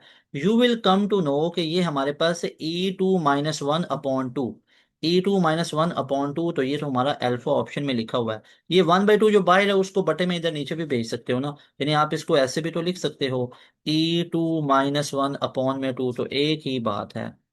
ऐसे भी तो लिखा जा सकता है या नहीं लिखा जा सकता, बिल्कुल लिखा जा सकता है। देखो ना, दोबारा देख लो, इसको आप लोग ऐसे भी तो देख सकते हो, इसको आप लोग ऐसे लिख लो कि e2 - 1/2, ऐसे भी तो लिख सकते हो, है कि नहीं है? ओके, तो alpha option will be the right option. उसके बाद बच्चों हमारे पास नेक्स्ट क्वेश्चन है इंटीग्रेशन x - 1 to 2। अब देखो, इंटीग्रेशन हमने इस पूरे x की निकालनी है, किधर से लेके किधर तक निकालनी है। हम लोगों ने इसकी इंटीग्रेशन निकालनी है, यहाँ पे x लिखा हुआ है। अब क्या यहाँ पे हमारे पास कोई दूसरा फंक्शन मौजूद है? अब दूसरा फंक्शन तो मौजूद हमारे पास यहाँ पे नहीं है, तो हम क्या कर लेंगे, 1 को मान लेंगे और इस पे लगा देंगे इंटीग्रेशन बाय पार्ट्स को। ठीक है। अब यहाँ पे अगर तो वो लिखता है ऐसे कि हमारे पास इंटीग्रेशन x, इसको सॉल्व कीजिए, इंटीग्रेशन बाय पार्ट्स लगाओगे, वही आंसर आएगा जो डायरेक्ट इधर से आएगा। अगर 1 होता तो 1 की इंटीग्रेशन तो x है, अब x का डेरिवेटिव 1 है, क्योंकि डेरिवेटिव फंक्शन की वैल्यू को मिनिमाइज करता है, इंटीग्रेशन चीजों को बढ़ा के बताता है, तो x की इंटीग्रेशन क्या हो जानी, x2/2। लेकिन ये c नहीं आएगा, फाइनाइट इंटीग्रेशन है, -1 से लेके 2 तक आ गया। अब 1/2 में बाहर निकाल लिया, अपर लिमिट कितना है, 2 का स्क्वायर माइनस लोअर लिमिट -1 ऊपर पावर 2। तो बच्चों 1/2, 2 का स्क्वायर कितना आ गया, 4, माइनस माइनस 1 का स्क्वायर तो +1, तो ये बन गया 3/2। अब 3/2 को क्या कहते हैं, डेढ़ कहते हैं, 1.5। तो राइट आंसर क्या आ गया, 1.5, अल्फा ऑप्शन में लिखा हुआ है। उसके बाद आप लोगों के पास एक और क्वेश्चन पूछा गया था कि if A and B are non singular matrices, then A B C और इनका इनवर्स। अब इनका इनवर्स हमारे पास किसके इक्वल होगा, तो याद रखिए ये इनवर्स रिवर्स ऑर्डर में चला जाता है, याद रखिए। अब आपका जो एनटीएस का टेस्ट है ना, अब ये जो एमसीक्यूज मैं आपको करवा रहा हूँ, सेम इसी तरह ट्रांसपोज में नस्ट में आया हुआ था, ए बी का ट्रांसपोज टोटल का। तो अब आप लोगों का जो एनटीएस भी है वो इस तरह एडवांस में आ रहा है। अब देखो, अब हमारे पास इसका अगर मैं इनवर्स को खोलूंगा तो इनवर्स आ जाएगा सी इनवर्स पहले, फिर बी इनवर्स और फिर ए इनवर्स, ये रिवर्स ऑर्डर में चला जाता है। तो बच्चों यहाँ पे आ जाएगा सी इनवर्स, बी इनवर्स और ए इनवर्स। उसके बाद नेक्स्ट हमारे पास है कि if G is a group under which is correct, इसमें से कौन सी बात हमारे पास ठीक होगी। तो बी में लिखा हुआ है ए बी और सी, एम्बिगुअस टाइप इसके थोड़े से ऑप्शन लिखे क्योंकि ये रिक्रिएशन में लिखा हुआ है, ये एक ही क्वेश्चन के ऐसे ऑप्शन आए हैं। तो खैर, इसमें हमारे पास कुछ कंडीशन थी जिसमें हमारे पास ये बोथ वाला सही बनता था। तो ये एक हमारे पास एमसीक्यूज है, इसको देख लीजिए, इसका ये दोनों कंडीशन फुलफिल थी। अब ये यहाँ पे है वैसे बुक लाइन ही के वो ग्रुप अंडर जी, हमारे पास क्या होगा, ग्रुप की कंडीशन लिखी हुई थी। खैर, आगे linear equation with X Y variable represent. अगर कोई लीनियर इक्वेशन हो, एक्स वाई उसके वेरिएबल हो, तो वो किस को रिप्रेजेंट करती है, स्ट्रेट लाइन को। लीनियर इक्वेशन का ग्राफ भी स्ट्रेट लाइन है, क्वाड्रेटिक इक्वेशन का ग्राफ पैराबोला है। आगे एच की वैल्यू है, के की वैल्यू एक है, find the equation of circle. बच्चों यहाँ पे अगर आप देखो तो आपका शिफ्टेड सर्कल आ रहा है, क्योंकि आपका सेंटर 0 0 नहीं है। अब सेंटर एच के हमारे पास आ रहा है, तो इसका मतलब है सर्कल की इक्वेशन बनाने के लिए मैं यूज करूंगा x - h का स्क्वायर प्लस y - k का whole square equal to A square. अब h की वैल्यू कितनी है, 3 का स्क्वायर ऊपर प्लस y की वैल्यू कितनी है, y तो y है, इक्वेशन बनानी है, और k की वैल्यू -4 है, तो जब माइनस माइनस करूंगा तो ये +4 हो गया ऊपर स्क्वायर। a की वैल्यू बच्चों 5 है, तो 5 का स्क्वायर आ गया। अब simple is that, you can check कि हमारे पास इक्वेशन क्या बनेगी। इक्वेशन तो बनी पड़ी है, x - 3 का होल स्क्वायर प्लस y + 4 का होल स्क्वायर इक्वल टू 25। अब उसने फर्दर हल नहीं किया तो यहाँ पे छोड़ दो, यहाँ पे ही छोड़ दो, तो ये हमारे पास बन गया x - 3 का होल स्क्वायर प्लस y + 4 का होल स्क्वायर इक्वल टू 25। तो बच्चों ये कहाँ पे लिखा हुआ है, x - 3 का होल स्क्वायर प्लस y + 4 का whole square, alpha option. B में तो y - 4 है, गलत हो गया, सी में भी y माइनस है, डी में y प्लस है लेकिन उधर x प्लस आ गया, क्योंकि आना क्या है, x - 3 है, तो ये सिर्फ और सिर्फ अल्फा ऑप्शन में ही ठीक है। उसके बाद हमारे पास एक पार्शियल फ्रैक्शन के अंदर से क्वेश्चन पूछा गया कि partial fractions correct form for one upon. तो सिंपल सी बात है, अगर ये लिखा हुआ है 1/x+1, इसकी कैटेगरी पहले मुझे बताइए। कैटेगरी बच्चों इसकी आती है लीनियर एंड रिपीटेड। अब लीनियर और रिपीटेड लेकिन वो सेम फंक्शन नहीं है। अगर होता ना 1/x+1 की क्यूब, तो मैंने लिखना था a/x+1 प्लस b/x+1 का स्क्वायर प्लस c/x+1 का cube. It could be this scenario, but यहाँ पे हमारे पास अलग अलग हैं, तो a के नीचे आप x+1 लिख लीजिए, सही है। a के नीचे आप लोग ये लिख लीजिए और b के नीचे आप लोग x+2 लिख लीजिए, खत्म। अब ये कहाँ पे लिखा हुआ है? अगर आप ध्यान दोगे तो अल्फा ऑप्शन में ये हमारे पास लिखा हुआ है। उसके बाद बच्चों हमारे पास नेक्स्ट क्वेश्चन है कि find area of quadrilateral. Quadrilateral का एरिया आप लोगों ने निकालना है। अब क्वाड्रिलेटरल का एरिया हमने निकालना है और हमारे पास साइड्स की लेंथ गिवन है। अब हमारे पास लेंथ गिवन है तो सिंपल सी बात है, क्वाड्रिलेटरल का अगर हम लोगों ने एरिया निकालना है तो इसमें हमारे पास एक साइड ए बी सी आ जाएगी और एक ए डी सी आ जाएगी, क्योंकि ये हमारे पास क्वाड्रिलेटरल क्या है, चार साइड्स। ए बी सी को एरिया निकाल लीजिए और ए डी सी का एरिया निकाल लीजिए। ट्राइंगल के फॉर्म में देख लीजिए उस तरह। अब उसका एरिया तो हमारे पास आ जाएगा, एस चाहिए होगा। तो एस हमारे पास क्या आएगा, सारी साइड्स को ऐड कर लीजिए, 12 + 16 + 17 डिवाइड बाई 2। 12 16 कितना हो गया, 28 और 10 38 और 7 करेंगे 45 55 55/2। 55/2। लेट मी चेक, 2 2 4, 1 इधर गया, है ना। अगर अगर मैं सीधा सा यहाँ पे देखेगा, 12 और 16 को ऐड करो तो कितना बना, 18 28। और ये हमारे पास कितना बनता है, ये 45 बनता है, नॉट 55, देख लें। ये हमारे पास यहाँ पे दिखेगा 12 और 16, ये 28। 28 में 10 ऐड करो 38, 38 में 7 ऐड करो तो 45। 45/2 बच्चों करोगे तो ये तो सीधा सा 22.5 बन गया ना। 22 को 2 से करोगे 44, अगर 0.5 के साथ कर लो 45। तो एस की वैल्यू आ चुकी है। अब आप लोगों ने डेल्टा 1 इसका यानी पहला एरिया निकालो। मैं किसकी बात कर रहा हूँ, ए बी सी ट्राइंगल की। तो यहां से निकल आया 22.5 ज़रब। अब इसकी यहाँ पे आप लोग साइड देख सकते हो। अब हमारे पास इस क्वाड्रिलेटरल में हमारे पास जो साइड्स हैं उसके साथ मल्टीप्लाई करो, तो ये हमारे पास एक एरिया कितना बन गया, 91.86 अप्रोक्सीमेटली।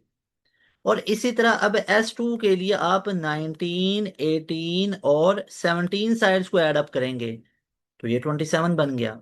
अब इधर से डेल्टा 2 निकाल लीजिए इसका एरिया, यानी 27 × 8 × 9 × 10, तो ये कितना बन गया, 139.43। ठीक है। तो यहाँ पे हमारे पास जो क्लोजेस्ट एरिया हमारे पास बनेगा वो हमारे पास किसके करीब आ गया, वो ये 216, अगर इन दोनों को ऐड कर लो ऑलमोस्ट। ठीक है। तो ये इसके ऑप्शन तो रिक्रिएशन वाले हैं लेकिन मेथड हमारा ये सेम है। उसके बाद है 160 miles completed in 330 minutes, time required to complete 80 miles. कितना टाइम लगेगा? अब सबसे पहले देखिए, डिस्टेंस होता है VT।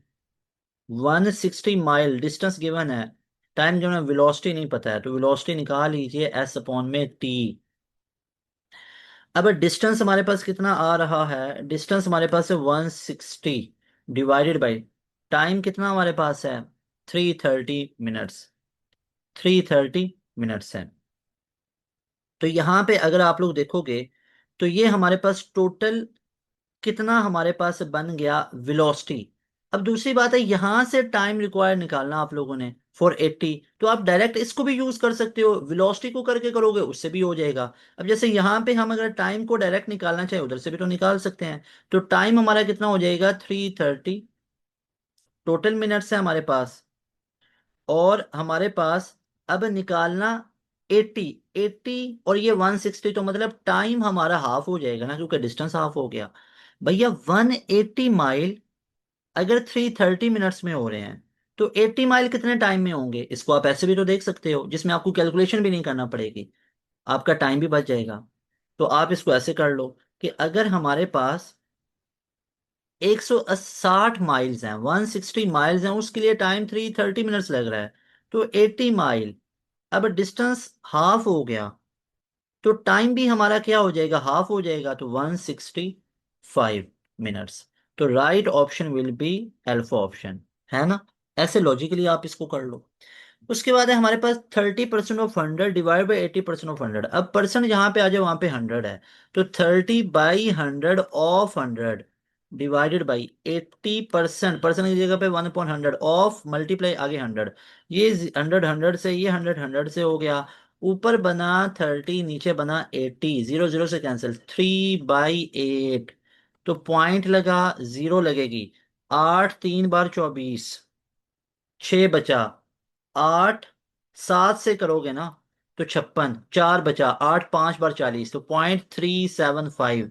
तो बच्चों अब ये देखो, फास्ट का थोड़ा बहुत टेस्ट आ रहा है। अब एनटीएस इस लेवल का आता है। अगर तो स्केड्यूल में अगर तो आप लोग सारे बैच के बच्चे हो तो well and good, well and good. आगे फास्ट की भी तैयारी जब शुरू होनी है तो और अच्छे से होगा। अगर बैच के बच्चे नहीं हो तो आज ही बैच का हिस्सा बन सकते हो। आज ही बैच का हिस्सा बन सकते हो। ये नंबर आप लोगों को यहाँ पे मैं ये शो करवा देता हूँ। ये नंबर आप लोगों को यहाँ पे ये शो हो रहा है, 0304066600। इस नंबर पे राब्ता कीजिए और आज ही हमारे बैच का हिस्सा बन जाइए। ठीक है। अच्छा जी बच्चों, उसके बाद हमारे पास से नेक्स्ट क्वेश्चन है। Father's age is 4 times sons product of their ages is 196, find the age after 5 year. अब ऐसे क्वेश्चन को हल करने का एक सिंपल सा तरीका बताता हूँ। पहली लाइन वाइज पढ़ो। Father age 4 time the sons age. अब बच्चे पता है इसको कैसे लिखते हैं, बच्चे लिखते हैं कि फादर की एज एक्स है और सन की एज वाई है, तो 4x बराबर है वाई के, क्योंकि फादर की एज 4 गुना ज्यादा, तो गलत है।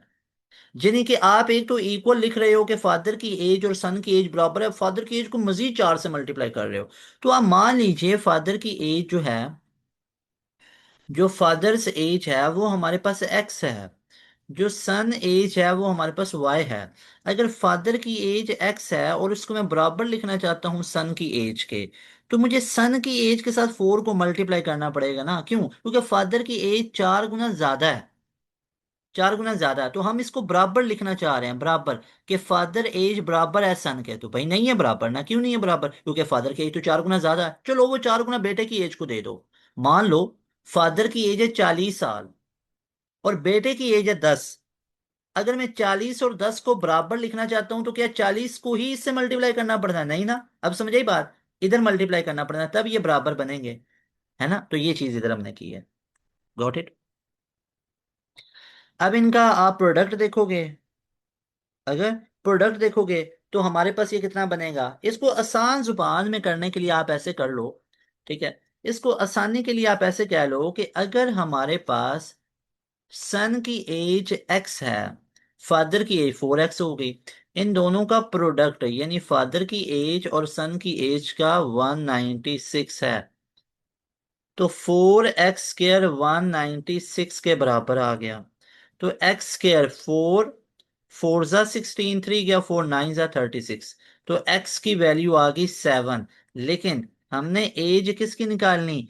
Find there edges after 5 year, 5 साल के बाद हमने एजेस निकालनी है, 5 साल के बाद। तो बेटे की एज कितनी हो गई? एक्स की वैल्यू 7 है, तो क्या एज ऑफ सन 7 हो जाएगी? नहीं, इसमें 5 ऐड करो, यानी एक्स की वैल्यू 7 है, तो 7 + 5 कितना हो गया? 12।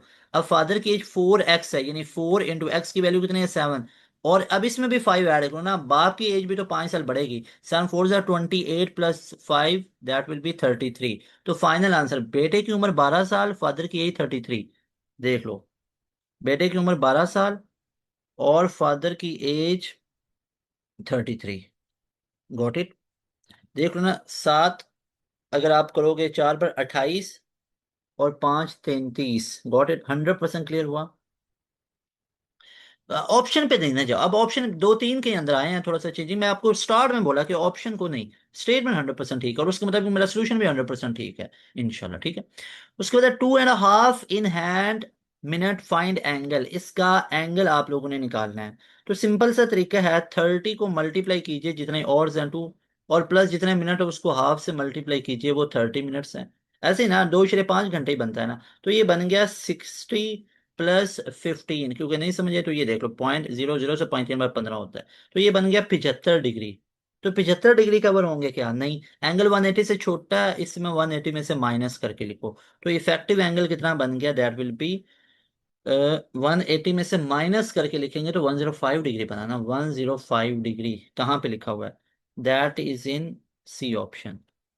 अगर ये 105 ना हो तो फिर 75 को चूज कर लेना था। Got it. फिर है वीकली अर्निंग्स हमारे पास इतनी है, of big amount plus weekly earning is equal to 540, find the big amount. अब हमारे पास टोटल अमाउंट कितनी होगी? अब मान लीजिए हमारे पास 12% ऑफ बिग अमाउंट है। अब हमें बिग अमाउंट का नहीं पता, उसको मैं बी कह लेता हूँ। 12% का मतलब क्या होता है? 12/100 ऑफ बिग अमाउंट, तो बिग अमाउंट को मैंने बी लिख लिया। आगे वो कहता है कि प्लस वीकली अर्निंग, और वीकली अर्निंग उसने 240 कह दिया, उसको मैंने ऐड कर लिया प्लस 240 में, तो ये बराबर आता है 540 को। तो बी को निकालना है। 12/100 का मतलब होता है 0.12 बी, बिग अमाउंट, प्लस 240 बराबर है 540 के। तो बच्चों 240 को उधर माइनस कर लो, तो 0.12 बी बराबर हमारे पास आ गया। अगर माइनस करोगे तो 300 बचा इधर। अब बिग अमाउंट निकालनी है, तो 300 बटे में आ गया 0.12, पॉइंट खत्म करोगे तो जीरो आई। अब आराम सुकून से इसकी मल्टीप्लिकेशन और डिवीजन को कर सकते हो, जैसा कि 330,000 डिवाइडेड बाई 12। तो मैं कोशिश करता हूँ तीन पे ही करने की। 3 4 बार 12, 3 10 बार 30, और आगे 3 0। 4 2 बार 8, 4 5 बार 20, और 2 0, तो 2500। तो बिग अमाउंट कितनी निकल आई? 2500 निकल आई। तो प्यारे बच्चों, हमारे पास जो बी ऑप्शन में लिखा हुआ है, B option will be the right option. The big amount will be 2500। तो right option will be B option. बच्चों नेक्स्ट है A B C investment ratio है, तो इसको कह लीजिए ये 2x ए के शेयर, बी के शेयर जो हमारे पास है वो 4x हो गया हमारे पास, और सी के हमारे पास 6x हो गया। तो सबको अगर आप ये ए और सी, बल्कि ए और सी को ऐड करो तो ये टोटल 1500 है ना। तो 6x बराबर है 1500 के आ गया, तो x की वैल्यू 1500 डिवाइडेड बाई 6। 6 2 बार 12, 6 5 बार 30, तो 250 आ गया। x की वैल्यू 250 हमारे पास निकल आई। ऐसे ही है। अब हमने निकालने किसके शेयर है? ए शेयर। तो ए शेयर क्या होगा? वो तो 2x है। तो 2 × 250, तो बच्चों 500। कितना शेयर आ गया? 500। 500 कहाँ पे दिख रहा है? 500 दिख रहा है हमें अल्फा ऑप्शन में। Alpha option will be the right option. उसके बाद बेसिक मैथ में हमारे पास पूछा गया, person multiplied a number and got 3, if divided what would he get? वो क्या हासिल करेगा? देखो जी, अगर एक बंदा है वो एक नंबर से मल्टीप्लाई करता है तो 3 आता है। मान लो 1 को 3 से करो तो 3 आया। If you divide what he would get? तो भैया मैंने एक नंबर 3 चूज किया, उसको मैंने 1 से मल्टीप्लाई किया। अब उसी 1 को मैं उस सेम नंबर 3 से डिवाइड करूंगा तो फ्रैक्शन मेरे पास 1/3 आई। तो simple is that, alpha option is right option. Antonym of elegant, elegant का एंटोनिम क्या होता है? क्लमजी। ठीक है। एंटोनिम उल्टे को कहते हैं बिल्कुल अफसरदा, क्रूअल्टी, जालिम को कहते हैं, जुल्म को कहते हैं। क्रूअल्टी का एंटोनिम क्या आएगा? काइंडनेस आएगा।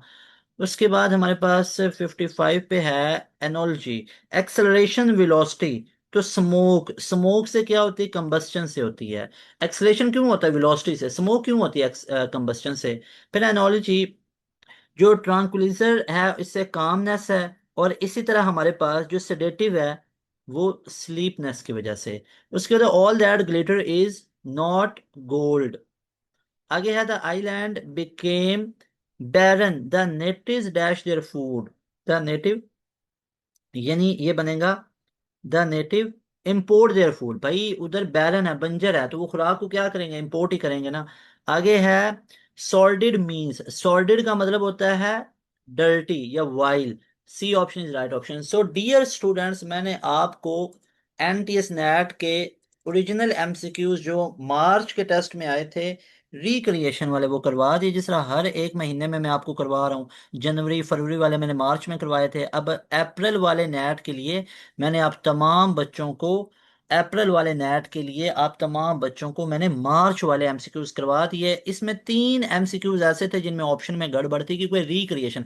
हमारे बच्चे पास एजुकेशन सिस्टम के टेस्ट देने जाते हैं, फिर आके बताते हैं सर ये क्वेश्चन इस तरह के थे, फिर उनको रिक्रिएट करवाया जाता है आप बच्चों के लिए। फिर आप में से कई बच्चे भेजते हैं कि सर हमारे पेपर में इस तरह क्वेश्चन थे, इन पे एक वीडियो सोल्यूशन बना दें, तो वो मैं वीडियो सोल्यूशन बनाता हूँ। जो आप लोगों को और भी याद है मुझे भेजें, और अपने रिजल्ट पास एजुकेशन सिस्टम के साथ शेयर कीजिए। अपने जो रिजल्ट है पास एजुकेशन सिस्टम के साथ शेयर कीजिए बच्चों। मैं आप लोगों के लिए इस तरह चीज़ें ये तमाम लेके हम आते रहेंगे। लाजमी तौर पे अच्छे से पढ़िए, अपने रिजल्ट को हमारे साथ शेयर कीजिए, और बताइए नेक्स्ट आपको और वीडियो किस पे चाहिए। और बच्चों बैच का लाजमी हिस्सा बनिए। नस्ट में आप चेक कर सकते हो टॉप पोजीशंस, नस्ट में पहली मेरिट पोजीशन हो, नस्ट में 170 प्लस का स्कोर हो, 160 प्लस हो, हमारे बैच के बच्चे ले रहे होते हैं। तो ये नीचे नंबर शो हो रहा है, इस नंबर पर रब्ता करके अभी हमारे बैच के सब बनो। ये समझदारी वाली बात है, इतनी एफर्ट्स करवा रहा हूँ, मैं खुद कह रहा हूँ कि बैच के अंदर आओ, आपकी तबीयत खुश होगी। अभी आगे बड़ी चीजें पड़ी हुई हैं भाई, आगे अभी तुमने फास्ट का टेस्ट देना है, अभी आगे नस्ट का देना है, अभी आगे पंजाब यूनिवर्सिटी के राउंड, अभी आगे बहुत गेम पड़ी हुई हैं। अभी 2026 में ना हार नहीं मानो। अभी बोर्ड के एग्जाम है, बोर्ड की भी तैयारी आपको करवा देंगे, पूरा गाइड करेंगे। उन दिनों में चले लाइव क्लासेस नहीं रखेंगे, जो रिपीटर हैं गैप ईयर वाले हैं उनकी क्लासेस चलती जाएंगी, उनको हम चीजें करवाते जाएंगे। ठीक है, रिकॉर्डेड सेशन भी मौजूद होगा। बोर्ड के दिनों में आपको रिलैक्स रखा जाएगा भाई, इजी रहो इजी रहो, बैच में आओ 100% तैयारी हो जाएगी। ये नस्ट के टॉपर आपको दिखाए हैं। फिर इसके अलावा आप लोग, ये एनटीएस की बात हो रही है ना, तो आओ जरा एनटीएस में चेक करो 99.95, ये समझ में आता है इतना एग्रीगेट। 92 का रिजल्ट है, कॉम सेट्स एनटीएस में टॉप किया हुआ है। फिर एनटीएस 92 है, एनटीएस 92 है, आईटीयू में टॉप है। फिर ये एनईडी अल्हम्दुलिल्लाह 93 है। फिर मेहरान के अंदर जीके के अंदर चेक करो, फास्ट में 95.78। उसके अलावा आप लोग चेक करो, तो ये एग्रीगेट है हमारे बच्चों के। इसके अलावा पंजाब यूनिवर्सिटी में 91 का स्कोर है, 90 में लाइन लगी हुई है बच्चों की, तो ये स्कोर है। अगर चाहते हो स्केड्यूल में तैयारी करना, पढ़ना चाहते हो, पोजीशन लेना चाहते हो, टॉप करना चाहते हो, सिलेक्शन चाहते हो, अभी ये नंबर नोट करो, 0304066600। इस नंबर पे अभी व्हाट्सएप करो अपना, जो डिटेल है बैच की हमारे वो ले लो, और हमारे बैच के सब बनो। 7000 वन टाइम पे करना, जिंदगी आसान हो जाएगी इंशाल्लाह। मिलेंगे नई वीडियो में, तैमूर हसन को दें इजाजत। अस्सलाम वालेकुम, अल्लाह हाफिज, पाकिस्तान जिंदाबाद।